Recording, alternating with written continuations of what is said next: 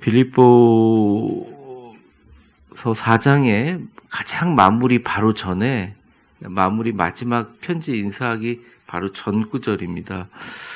빌립보 교회는 재정적으로도 넉넉했지만 바울을 재정적으로 많이 도왔던 교회예요. 그래서 너희 모든 쓸 것을 채우시리라 라는 헬라어를 아주 유심히 바라보면 교육자 바울이 자신에게 물질적인 지원을 해주고 감옥에 있는데도 계속 도와줬던 너희들에게 물질적인 자원으로 꼭 갚아주시리라, 이런 의미를 담고 있어요. 하나님은 인색하신 분이 아니십니다. 스케일이 크십니다. 그런데도 저와 여러분들을 비롯해서 우리는 나의 하나님이라고 부를 때는 나에게 역사하시는, 나에게 특성화된 하나님으로 받아들이는 경우가 많아요. 그것을 때로는 자랑하기도 하지만 그것이 우리의 한계를 규정합니다. 특별히 청소년기 아이들이라든지 아직까지 성인이 되지 않는 많은 학생들 가운데 부모님을 통해서 보여주는 하나님으로 자신의 하나님을 규정할 때가 많습니다. 그것은 이스라엘 백성들도 예외가 아니었던 것 같아요. 하나님은 끊임없이 나는 인자와 선하심과 위대하심이 한없는 분이라고 얘기하는데 우리는 계속적으로 그것에 대해서 받아는 드리고 있지만 마음속으로는 부정하고 있어요. 우리 하나님은 예전에 나한테 사업적으로 성공하게 해주셨지만 지금은 우리 애가 힘들고 어려울 때 도와주시지도 않는 하나님이야 라고 규정하시는 분들도 계세요. 그 짧은 체험이 하나님을 나를 사랑한다 안 사랑한다 이렇게 규정하거나 아니면 하나님을 작게 만드는 부분이 있습니다. 저도 이렇게 자연스럽게 얘기하지만 막상 그 일을 겪으니까 하나님에 대해서 의심은 아니지만 좀 서운한 감정이 들더라고요. 그래서 성경 속에 나와 있는 위대한 하나님과 교통하는 게 아니라 내가 갖고 있는 삶 속의 경험으로 나를 만나주시고 나에게 특성화된 하나님만을 규정하는 경우가 많아요. 하나님은 엄청나게 스케일이 크신 분입니다. 하나님은 우리 대한민국의 하나님만은 아니에요. 세계 곳곳에서 위대하고 엄청난 힘으로 일하고 계신 거죠. 근데 하나님은 위대한데 변하는 건 뭐냐? 우리의 마음의 스케일이라는 것입니다. 여러분, 다른 건 다 잊어버려도 이번 재정의 기름 부으심의 축복 새벽 기도회를 마치면서 하나님의 그 성경에 쓰여 있는 위대한 스케일이 우리의 스케일이 되기를 주의 이름으로 축원합니다. 그리고 그 이름이 여호와라고 가르쳐줬어요. 출애굽기 34장 6절에 보면 한번 같이 한번 읽어보겠습니다. 시작.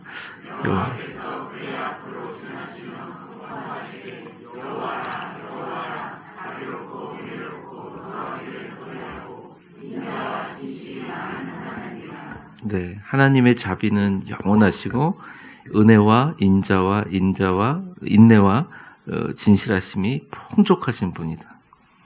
그래서 몇 번 실수했다 그래도 그냥 하나님 앞에 웃으면서 죄송해요. 잘할게요.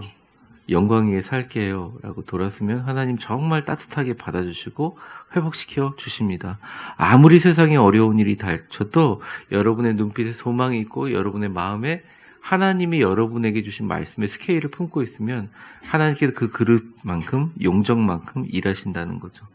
그래서 하나님을 부정하거나 하나님을 너무 어려워하거나 하나님을 너무 멀리하거나 아니면 하나님께 들어가는 걸 하나님께 나가는 너무 부담스러워하지 말고 날마다 그에게 피하고 그의 선함을 맛보는 것이 재정이 큰 기름 부음의 축복을 받은 사람의 특징이라는 거죠.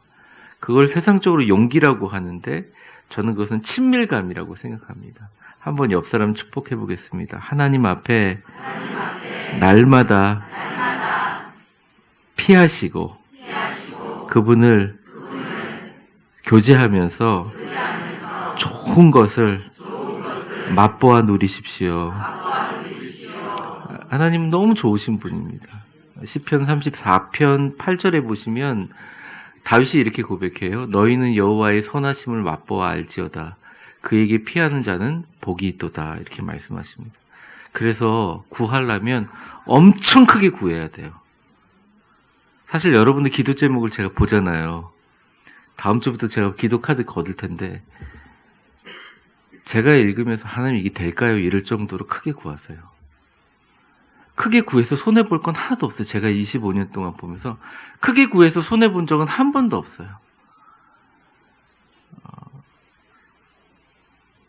담대하게 구하세요. 뻔뻔하게 아주. 뻔뻔하게. 안 되면 어떡하지? 그 걱정은 여러분들 할 필요 없어요. 걱정은 하나님이 하셔야 되는 거죠. 맨날 주님을 일하시게 한다면서 우리만 일하고 있는 거잖아요. 그리고 말씀에 근거해서 구해야 돼요. 말씀이랑 아무런 상관없이. 말씀 뭐라고 얘기합니까? 그리스도 예수 안에서. 그분의 영광을 위하여. 너희 풍성히 채울 것을 구하라고 하잖아요.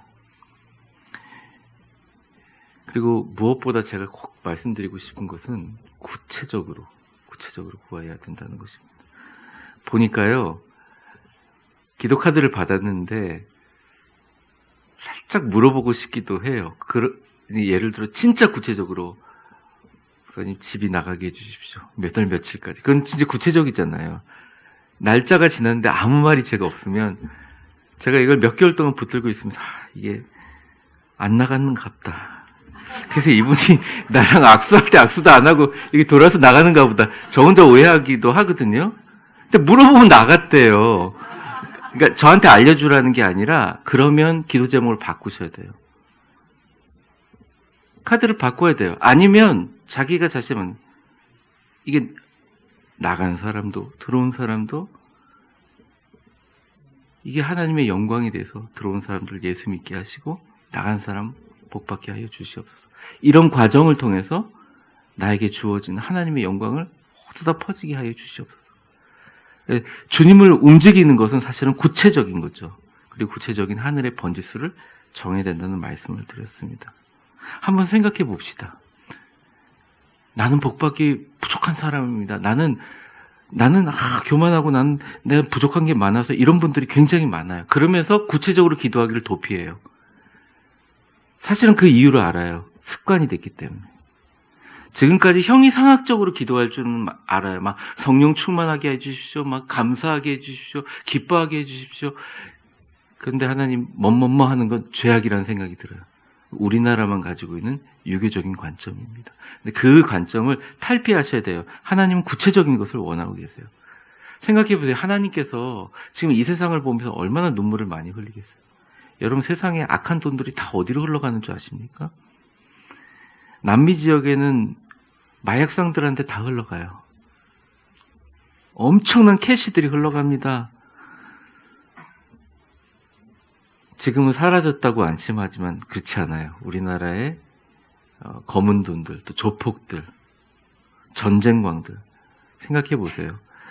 하나님이 이 땅에 당신의 이름의 영광을 돌리라고 주신 우리의 꼭 쓸 필요가 있는 재화들이 정말 악한 사람들한테 흘러가는 것보다 여러분들이 하나님의 영광을 위해서 내가 그러한 사람이 되겠다고 마음먹는 걸 하나님이 얼마나 기뻐하시겠어요. 이게 악한 사람, 기관, 군대 들어간다면 얼마나 끔찍합니까? 그런데 하나님께서 여러분들 가운데 재정의 기름을 부으셔서 여러분들 주변에 예수의 빛을 전하고 점점 더 하나님의 은혜로 변화가는 건 하나님이 얼마나 기뻐하시겠어요. 그래서 여러분 분명히 말씀드립니다. 여러분 주변에 보이고 여러분의 단기 목표에 구체적으로 하나님께 기도하고 거기에 올인하시는 여러분들 되시기를 주의 이름으로 축원합니다. 하나님은 사람을 찾고 계세요. 돈을 찾고 있지 않아요. 하나님은 그건 필요 없는 거예요. 하나님은 다 갖고 계시니까. 하나님은 구체적으로 하나님의 선한 계획에 동참하는 여러분의 마음이 하나님의 마음, 당신의 마음을 가진 자에게 물질과 재정의 기름을 부으시기 위해서 기다리고 계세요. 아니요, 찾고 계세요. 예레미야 5장 1절에 보면 이렇게 표현됩니다. 너희는 예루살렘 거리로 빨리 다니며 그 넓은 거리에서 찾아보며 알라. 너희가 만일 정의를 행하고 진리를 구하는 자를 한 사람이라도 찾으면 내가 이 성읍을 용서하리라. 구리시를 구할 한 사람을 찾고 있는 거예요. 캄보디아 시아누쿠비를 변화시킬 수 있는 한 사람을 찾고 있는 거예요. 이 땅에 정말 주일날만 되면 청년들이 와야 되는데 다 아르바이트가 있는 사실은 이 사회 경제 구조. 일본처럼 가고 있는 이 디플레이션을 가고 있는 이 한국 사회 경제에 완전히 경제를 하나님의 은혜 안에서 좋은 정책을 세울 수 있는 정치할 수 있는 사람을 하나님께 찾고 계신 거예요. 정말 세계적으로 유명한 자선 사업가들처럼 나라를 살리고 그런 사람들을 찾고 계시는 거예요. 그러면서 예수님의 빛을 변할 사람들을 찾고 계신 거예요. 목사님, 저는 아니에요. 그러지 마세요. 그거는 여러분이 결정할 거 아니에요. 하면 저는 지금까지 이렇게 살아. 그거는 여러분들 생각이지. 하나님의 스케일은 다르다니까요. 그러니 손해볼 거 없다니까요. 계속 제가 얘기하고 있어요. 큰 스케일을 구하세요. 그러니까 안 되면 인터넷에 찾으세요. 여러분의 업종에 있는 최고의 일을 하고 있는 사람 찾으세요. 하나님 저 사람처럼 되게 해주세요. 시각화 시키시고 아니면 자녀들에게 가르치십시오. 하나님이 찾으시는 기름 부음의 대상자가 되기 위해서는 우리는 삶을 단순화시켜야 됩니다. 오늘 제가 그 말씀을 좀 드리려고 해요. 삶을 단순화시켜야 된다는 거죠. 예수 안에서 그분의 영광을 위해서 살겠다고 다짐해야 됩니다. 옆 사람에게 한번 축복해 보겠습니다. 예수님 안에서 그분의 영광을 위해 사십시오. 여러분들은 그렇게 살고 계시고 그렇게 살 줄 믿습니다. 그럼 구체적으로 뭘 해야 되느냐?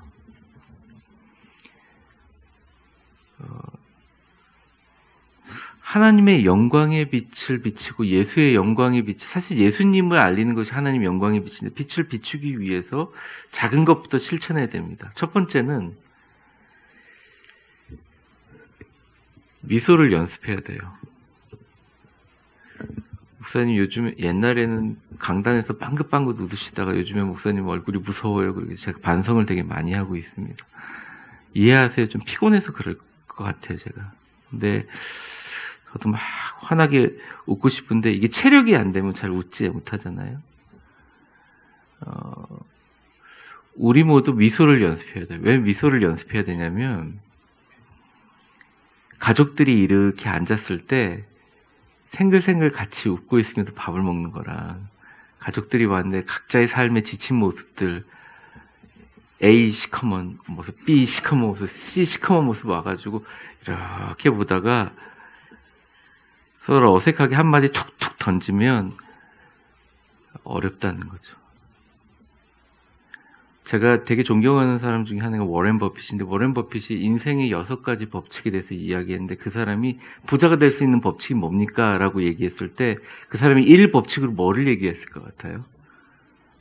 1법칙으로 배우자를 잘 골라라. 딱 얘기하는 거예요. 평생 동안 그 배우자에게 영향을 받을 거니까.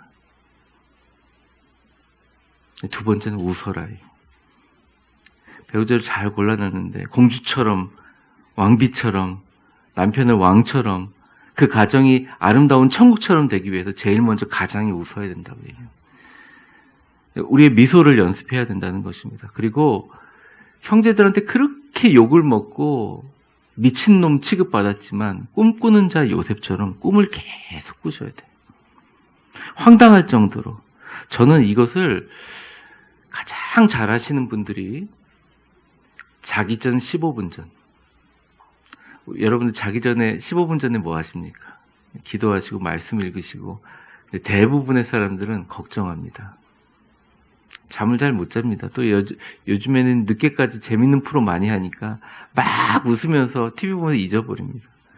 이 중에 이런 분들은 안 계시지만 불신자들은 TV 소리를 켜놔야 잠을 주무시는 분도 있어요. 그래서 뭐 요즘에 동해물과 백두산 그거 합니까? 모르겠어요. 방송 조정 시간입니다. 그거는 계속 켜져 있고 컴컴한 소파에 누워 있고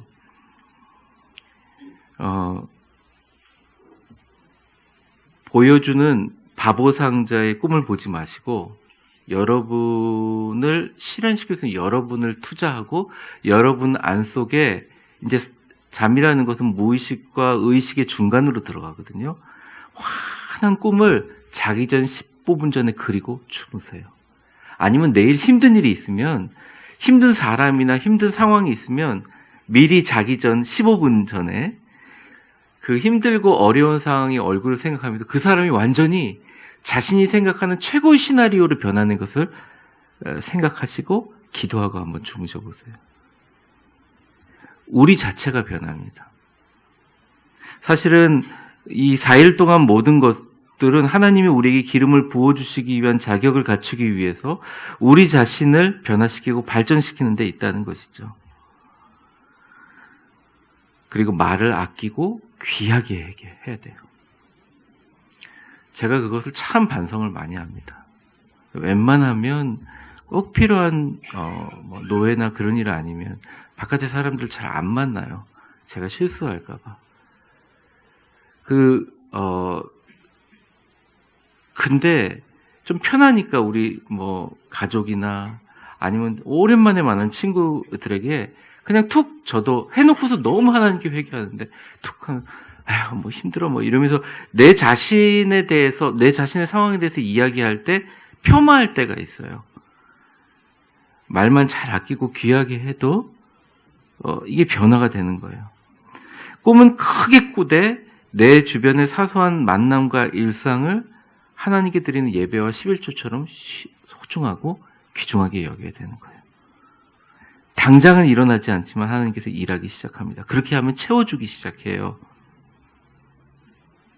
네, 여러분 채워주기 시작할 때 가장 중요한 것이 입을 벌리는 과정입니다. 그 말씀으로 보면 시편 81편 10절 말씀인데요. 한번 같이 읽어보겠습니다. 시작. 나는 너를 애굽 땅에서 인도하여 낸 여호와 내 하나님이니 내 입을 크게 열라. 내가 열라. 네.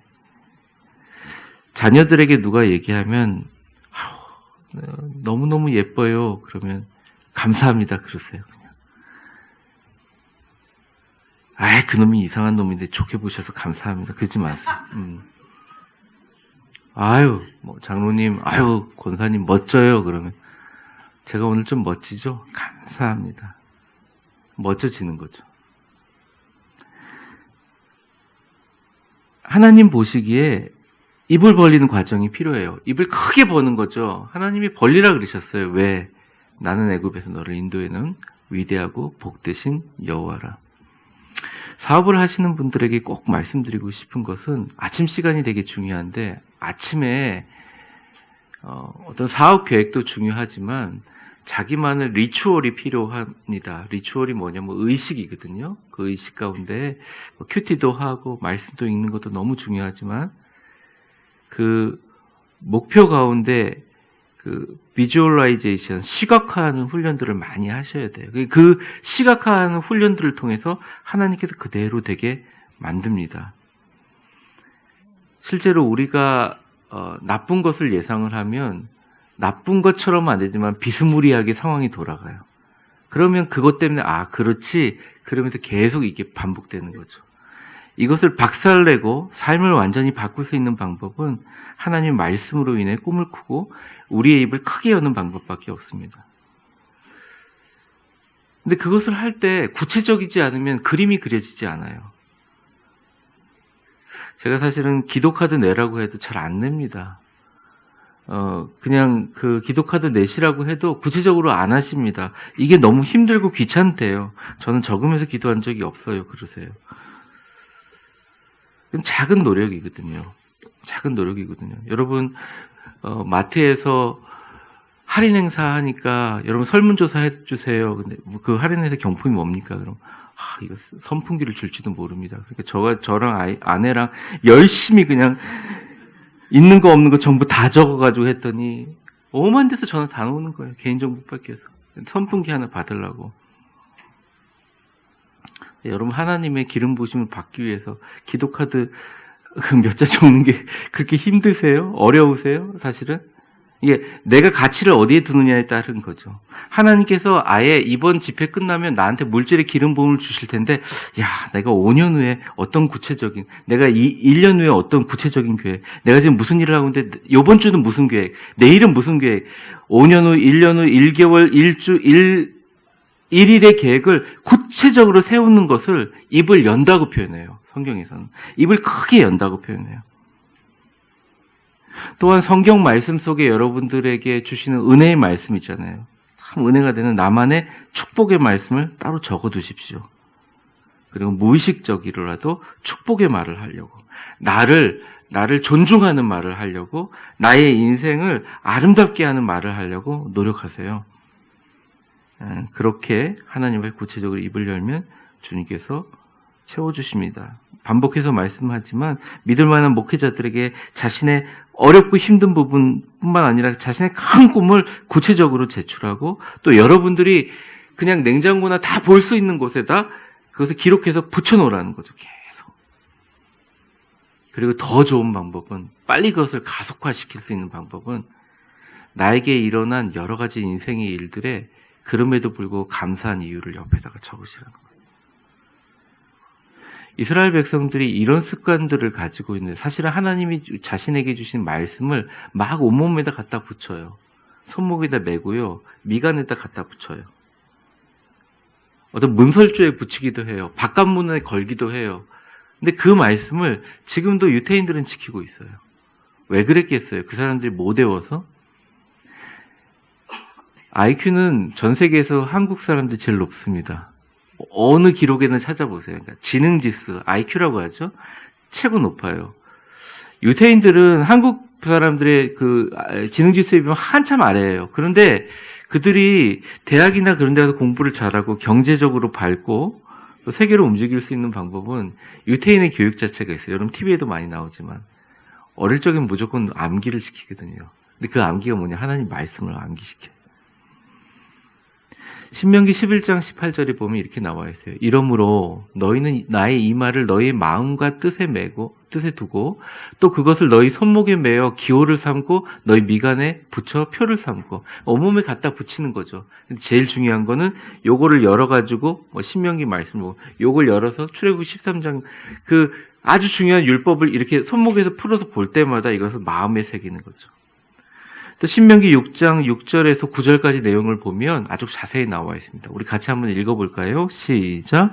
오늘 내가 내게 명하는 이 말씀을 너는 마음에 새기고 내 자녀에게 부지런히 가르치며 집에 앉았을 때에든지 길에 갈 때에든지 누워있을 때에든지 일어날 때에든지 이 말씀을 강론할 것이며 너는 또 이것을 내 손목에 매어 기호를 삼으며 내 미간에 또 내 집 문설주와 바깥문에 기록할지니. 네. 여기서 강론한다는 것은 자녀에게 가르친다는 거예요. 자녀들에게 항상 말씀을 온 데다 붙여놓고 몸에다 달고 힘들고 어려울 때 야, 손목에 있는 말씀 끌어봐. 여호와는 내게 복을 주시기를 원하며 그의 얼굴을 돌려드사 너에게 평강 주시기를 원하노라. 맞지? 하나님께서 너에게 복을 주실 거야. 은혜를 주실 거야. 너는 세계 최고의 민족이야. 너는 중동 전체랑 싸워도 3, 4일 만에 다 무찌렀던 작은 민족이지만 세계 최강의 민족이야. 하나님께서 너와 함께 하실 거야. 이스라엘 사람들의 자존감이 어디서 나오느냐? 온몸에 달고 있는 말씀과 갖다 붙인 모든 말씀들이라는 거죠. 여러분 혹시 저번에 자녀의 미래를 위한 축복 기도문 냉장고에 붙여놓고 한 번도 안 보시는 분들 계시나요? 그게 어디 있는지 잘 모르시는 분들 계시나요? 드린 이유가 있어요. 계속적으로 반복해서 보라고. 많이 볼 필요 없어요. 제가 이번 4일 동안 했던 많은 말씀 가운데 많이 볼 필요가 없어요. 딱 하나. 이게 내가 지금 있는 사업이나 하시고 있는 모든 일에 딱 돼서 이 말씀대로만 이 말씀 붙으면 되겠다. 한 가지 말씀만 가지고서라도 어디든 가든지 쉽고 간단한 축복의 구절을 계속 보는 게 시스템이 되게 됩니다. 물론 자기 전에 10분, 15분은 물론이고요. 하루 최소한 10번은 보게 만들어야 되는 거죠.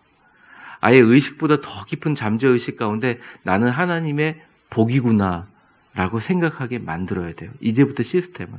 안 그러면 제가 드린 말씀이 그냥 좋은 말씀으로 끝나고 또 망각하면 예전의 관성의 습관으로 돌아가게 돼버린다는 거죠.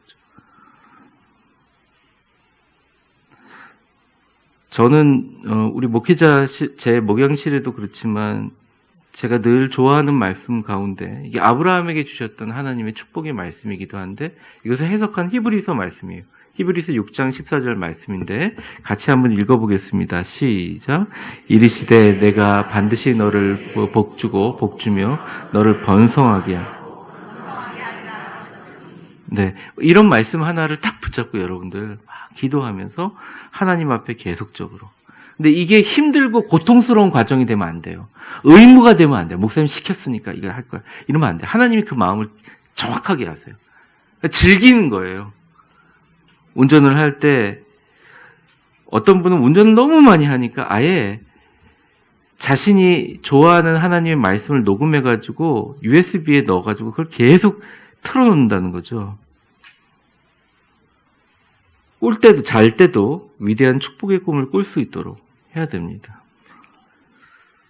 한번 저를 따라해 보겠습니다. 나는 하나님께서 복 주시기로 작정한 사람이다. 이 사실은 절대 바꿀 수 없다. 이런 마음을 갖고 계세요.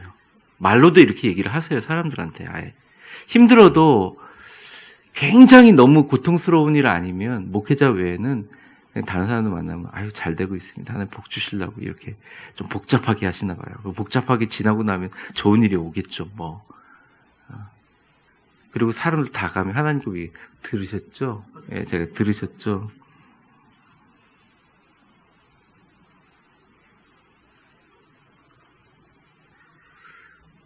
근데 지금부터 몇 가지는 되게 중요합니다. 그런데 이거에서 되게 중요한 게 있는데 19절에 보면 오늘 19절에 보면 나의 하나님이 그리스도 안에 예수 안에서 영광 가운데 그 풍성한 대로 너희 모든 쓸 것을 채우시리라. 제가 여러분에게 묻고 싶습니다. 여러분 재정의 기름 부음을 받으셔가지고 뭐 하시겠어요? 뭐 하시려고요?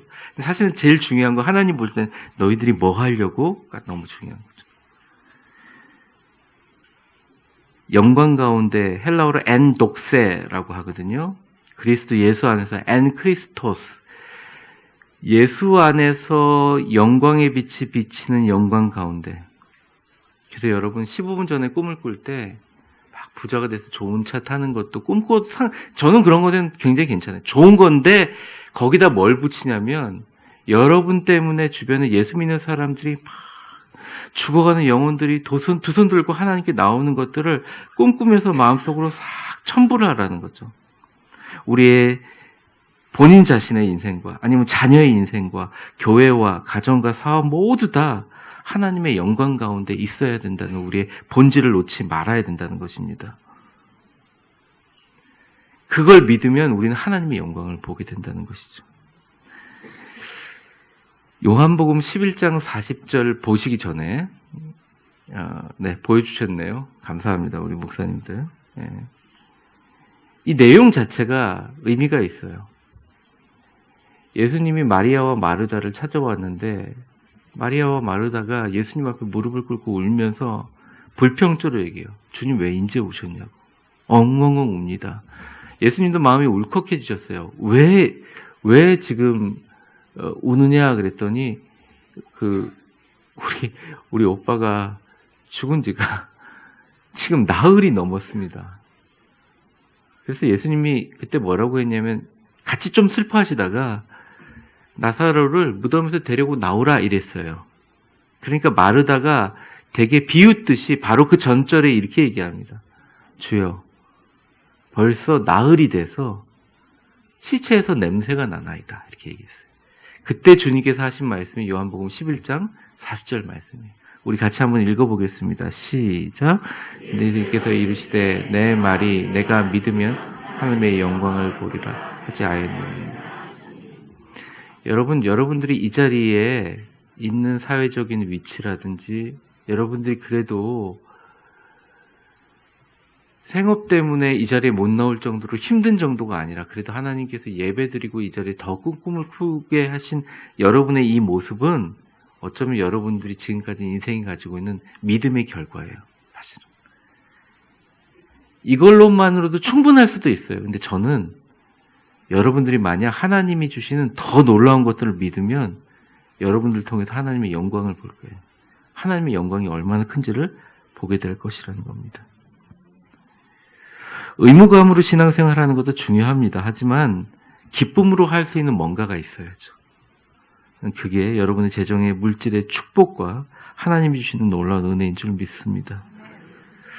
우리도 마르다처럼 철저하게 현실 파악할 수 있어요. 주여 벌써 우리 삶이 냄새가 나가지고 다 썩어 있습니다. 주님 눈 감았다 뜨니까 나이가 이만큼 먹어 있네요. 내 삶의 가족과 물질과 재정과 너무너무 힘듭니다. 목사님 좋은 말씀인 건 아는데 제가 숨도 쉬기 어렵습니다. 주님께서 우리에게 늘 하시는 말씀은 네가 믿으면 하나님의 영광을 보리라 하신 것입니다. 그래서 사실은 실천과 율법이 어려운 게 아니라 너희의 쓸 것을 채우시리라고 한 것을 그 축복을 의심하지 않는 것이 바로 엄청난 싸움이에요. 정신적인 싸움이기도 하고. 근데 이게 우리가 싸우려고 그러면 절대 못 이겨요. 어떻게 해야 되느냐? 큰 믿음이 있는 하나님께 그 시험의 단계를 이겨나가야 되는 부분이죠. 어떻게 보면 시험은 막 우리 상처받는 게 시험이 아니라 사실은 하나님이 주신 테스트에 이겨나가야 한다는 것입니다. 성경에 보면 하나님께서 사랑하시고 친구라 그러고 마음이 뺏긴 사람들은 대부분 그렇게 성격이 좋거나 인격적으로 완벽한 사람이 아니에요. 오히려 실수를 엄청 많이 했어요. 예를 들어 아브라함 같은 사람. 쫄장부였잖아요. 죽을까 봐 아내를 누이라고 2번이나 얘기했잖아요. 엄청난 실수를 많이 했습니다. 모세는 뭐 말할 것도 없고요. 다윗은 정말 말할 것도 없습니다. 인간적으로 너무 안 좋은 사람이에요. 그런데 하나님께서 그를 쓰셨어요. 믿음 때문에 쓰신 것입니다. 하나님은 큰 믿음이 있는 자에게 마음을 뺏기시고 감동하세요. 그것을 좋게 여기세요. 왜냐하면 하나님에게 마음에 들 수 있게 하는 것을 인간이 가질 수 있는 게 되게 적기 때문에 우리 돈을 갖고 할 수 없거든요. 하나님 마음을 돈으로 살 수 있어요? 여러분 재벌하고 만나는데 야, 내가 오늘 100만 원 쓸 테니까 너 나 따라와서 결혼해 이렇게 얘기할 수 있어요? 웃을 거예요. 웃기고 있네. 우리가 어떤 힘과 권력이 있어서 안 돼요. 하나님께 안 돼요. 하나님을 기쁘시게 하는 것은 오직 그에게 나아가는 자가 그가 상 주실 줄 알고 그를 믿는 믿음밖에 없다는 거예요. 큰 믿음이 그를 기쁘시게 한다는 거죠. 창세기 15장 5절에서부터 6절까지 보게 되면 하나님이 그를 이끌고 밖에 나가서 얘기합니다. 하늘의 별을 보면서 야, 못별을 셀 수 있나 보자. 저도 그 아브라함이 봤던 중동의 사막의 별을 좀 보고 싶어요. 어마어마하게 쏟아지듯이 하거든요. 보라, 또 너에게 이르되 그에게 이르되 내 조선이 이와 같으니라. 6절 같이 한번 읽어보겠습니다. 시작. 아브라함이 사실은 이신칭이 믿음으로 의에 이른다라는 개념이 바울의 개념이 기독교의 개념이 여기서 나왔어요. 사실은 그런 말을 하면 네 언젠가 오겠죠. 뭐 나 자식도 없는데 뭐 그런 게 아니라 아브라함이 이걸 믿었어요. 그러니까 하나님이 이것을 오케이 의라고 여겼어요. 여기서 의라는 것은 조금 달라요. 명예, 평판을 의미합니다. 하나님께 그게 나를 인정해 주는구나 여기시고. 하나님이 첫 번째 테스트를 통과하고 나서 이제 창세기 22장에 가보면 하나님께서 굉장히 어려운 일을 하십니다. 이삭을 바치라 그래요. 칼을 들고 진짜 이삭을 죽이려고 하기까지 하죠.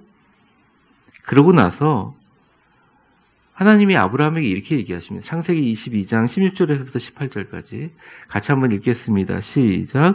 이르시되 여호와께서 이르시기를 내가 나를 가리켜 맹세하는 내가 이같이 행하여 내 아들 내 독자도 아끼지 아니하였은즉 내가 내게 큰 복을 주고 내 씨가 크게 번성하여 하늘의 별과 같고 바닷가의 모래 같게 하리니 내 씨가 대적의 증을 찾아리 또 내 씨로 말미암아 천하 만민이 복을 받으리니 이는 내가 나의 말을 준행하였음이니라 하셨다 하니라.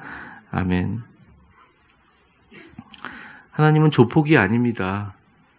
네 아들 바치면 나한테 충성한 줄 알게. 충성맹세를 받기 위해서 그런 게 아니에요. 아브라함의 믿음은 뭐냐면 아브라함이 100년 동안 기도해서 얻은 아들을 통해서 뭐라 그랬어요? 이 씨를 통해서 뭘 한다 그랬어요? 하나님께서. 하늘의 별과 같이 바다의 모래같이 축복을 주신다 그랬는데 하나님 죽이라고 해서 죽이겠지만 하나님이 죽이더라도 다시 살아날 거라고 생각했다는 그 해석을 히브리서에서 그렇게 해석하고 있어요. 그만큼 믿었다는 거예요. 하나님의 선하심과 하나님의 준비하심 여호와의 이레를 믿었기에 칼을 들었다는 겁니다. 그 믿음에 하나님께 감동하신 거예요. 여러분 이제 여호와 이레의 하나님을 향해서 우리의 하나님을 향한 믿음을 보여줄 때가 되었습니다. 말씀을 좀 정리해 보려고 해요. 하나님께서 내 편 되어 싸워주시는 경험이 시작될 때까지 우리는 이 믿음을 놓지 말아야 됩니다. 창세기 12장 3절 보여만 주세요. 내가 너를 축복하는 자에게 내게 복을 내리고 내가 저주하는 자에게 너에게 저주할 것이다. 창세기 27장 29절 한번 보여주세요. 너를 저주하는 자를 저주받고 너를 축복하는 자를 복을 받기를 원하노라. 아브라함에게만 하신 말씀이에요. 여러분 우리 모두 다 여러분의 가문의 아브라함이 되어야 됩니다. 굳게 결심하십시오. 옆 사람 축복해 보겠습니다. 당신이 당신의 가문에 축복의 조상이 되십시오. 여러분들 때문에 예수님도 다 믿어야 되고요. 여러분의 가정에 놀라운 축복과 은혜가 있기를 원합니다. 말씀 그냥 정리해보면 이런 거예요. 구체적인 체험을 위해서 말씀을 계속 시스템을 달고 살아야 돼요. 냉장고, 여러분 붙일 수 있는데 머그컵, 어떤 분은 그냥 좋은 거를 자기 머그컵 만들어요. 지갑 속에 쪽지, 냉장고, 식탁, 침실, 화장실, 자고 나서 눈 뜨고 바로 천장에 보면 붙여 있어야 돼요. 하나님 말씀을 붙여야 되죠. 그리고 풍성하게 채우심을 기대해야 돼요. 구체적인 계획을 세우고 적고 제출하고 한나절이면 되는 모든 것들을 다 해야 돼요. 하루, 일주일, 1개월, 5년 그리고 받은 것처럼 행동해야 됩니다. 품격을 갖춰야 돼요. 미소와 관용과 축복과 은혜와 그림 그리는 것, 그림 그리듯이 꿈꾸고 절대 부정적인 생각과 말을 조심해야 되는 거죠. 그곳에 하나님의 영광을 예배하는 거죠. 구제와 성교와 나눔을 하는 자신의 정말 아름다운 모습을 자신 속에서 계속적으로 주입해야 되는 것입니다. 꿈속에 하나님의 영광을 삽입해야 되고 감사의 이유를 적어야 되고 가장 중요한 입을 크게 열 때 자신의 용적을 넓혀야 돼요. 그 용적은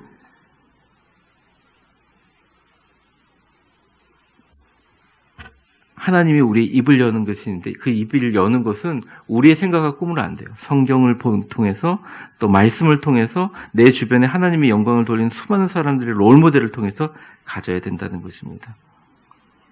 하나님 아버지는 각자의 분량대로만 축복하신다는 거예요.